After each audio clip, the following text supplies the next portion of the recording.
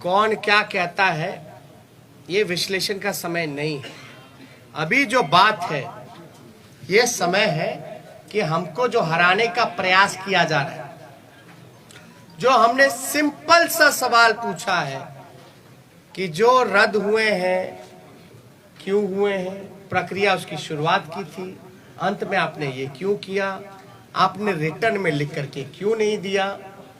मेरा अभी भी मानना है कि लगभग ऐसे 20 सीटें जो हैं हम लोगों को हराया गया है।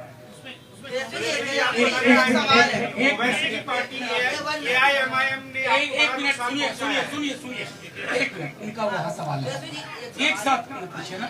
सवाल ये है कि 119 के आंकड़ों तक आपने छुआ, फिर 108 हो जाता है, फिर 110 पे उसको कर दिया जाता है। चुनाव आयोग 5 घंटे इतने में उलझा के रखता है, इसको लेकर क्या कहना है? और कहीं ना कहीं ओवैसी ने आपको जो है एक तरह से देखा जाए तो नुकसान पहुंचाया। नहीं, देखिए किसी के पास एक तो अपने ही गाइडलाइंस का, जब हमने आरा का एक एग्जांपल दिया कि रात में आप बक्सा लेके जा रहे हो आ रहे हो, वो क्या उचित है? क्या वो गाइडलाइंस को वो चीजें फॉलो करती है? वो तो एविडेंस हुआ ना, वो तो एविडेंस है। वीडियो में आपका आईडी कार्ड भी दिख जाएगा, बैलेट पे बक्से जो रखे हुए हैं स्टील के उसमें नंबर भी दिया जाएगा, गाड़ी का नंबर भी मिल जाएगा। तो उसमें हम तो स्पष्ट रूप से मान रहे हैं कि हमको तो कम से कम 130 सीटें महागठबंधन को मिली है। 130 सीटें मिनिमम महागठबंधन को मिली है।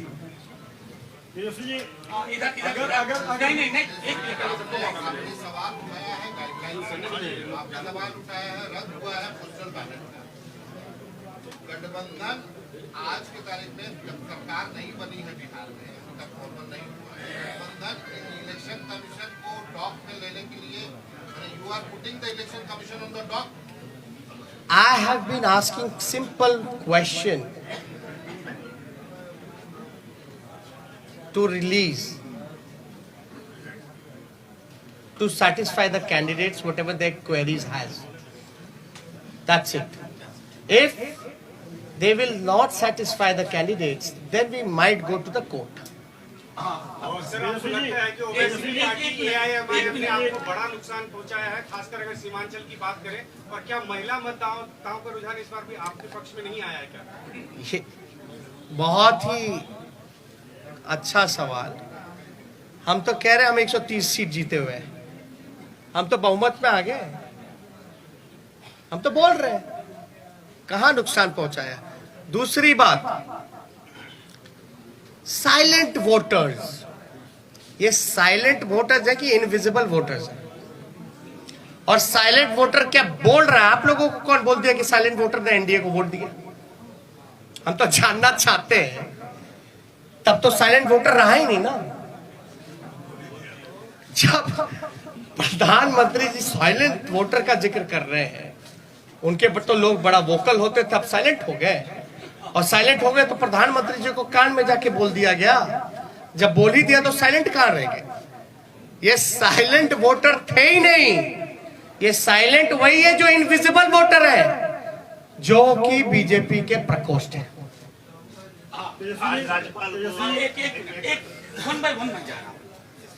तेजस्वी जी, नीतीश कुमार कहते हैं कि महिलाएं आज भी उनके साथ हैं, महिलाओं का साथ रहा इसलिए उन्होंने सत्ता वापसी फिर से करनी है। दूसरी बात, आप कह रहे हैं कि हमारे साथ अन्याय हुआ है, तो क्या न्याय पाने के लिए कोर्ट का दरवाजा खटखटाएंगे, सुप्रीम कोर्ट, हाईकोर्ट जाएंगे आप लोग? देखिए, कौन किसके साथ है, कहां किसके साथ है, हा? लेकिन हमारे आंकड़े के हिसाब से जो कैंडिडेट वहां रहे, हम तो 130 पे हैं। हम तो ये कह रहे बिहार की जनता हमारे साथ है। आप क्यों जोड़ गुना भाग करा करके आप सरकार हथियाना चाहते हो? पहली बात, महिलाओं की जहां तक बात आएगी, तो जब सरकारी नौकरी मिलता है तो उसमें महिलाएं नहीं है? आप देखिएगा, महंगाई इतनी बढ़ गई तो क्या महिलाओं के किचन को इफेक्ट नहीं किया? सिलेंडर का दाम क्या है? घर का बिजली बिहार में सबसे महंगा है, क्या वो महिलाओं को असर नहीं करता है? ये महिला को अगर पहले नुकसान होता था अगर शराब का, घर का, पैसे का तो 200 रुपए का। आज नीतीश कुमार जी की वजह से जो ब्लैक मार्केट बन गया है, वही 200 रुपए से ज्यादा 500 रुपए का घाटा हो रहा है महिलाओं को। तो कहां से उनके साथ महिलाएं भाई?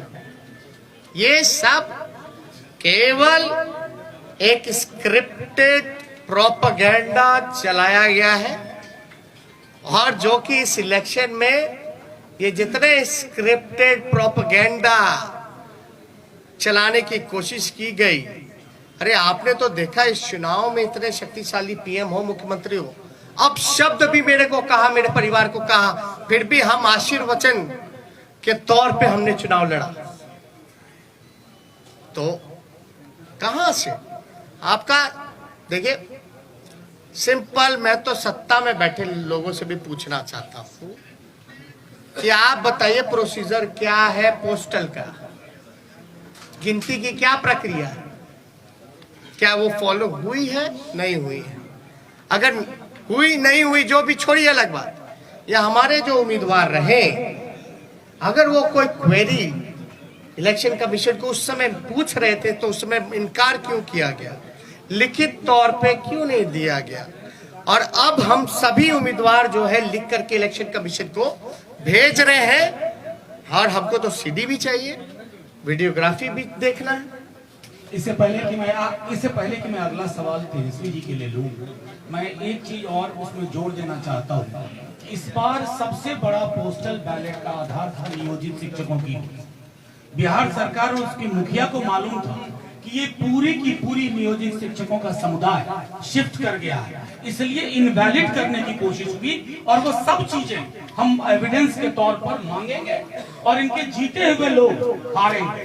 और एक बात, इनवैलिड करने का कारण जो हमको संदेह है, ये है कि पोस्टल की जितनी भी काउंटिंग हुई है, एज एन एग्जाम्पल राघोपुर अगर लेते हैं, मेरे क्षेत्र का लीजिएगा, जहां हम 37,000 से चुनाव जीते, जहां हम अच्छे से चुनाव जीते हैं, वहां भी पोस्टल में हम जीते हुए हैं, लगभग 3 गुना ज्यादा से।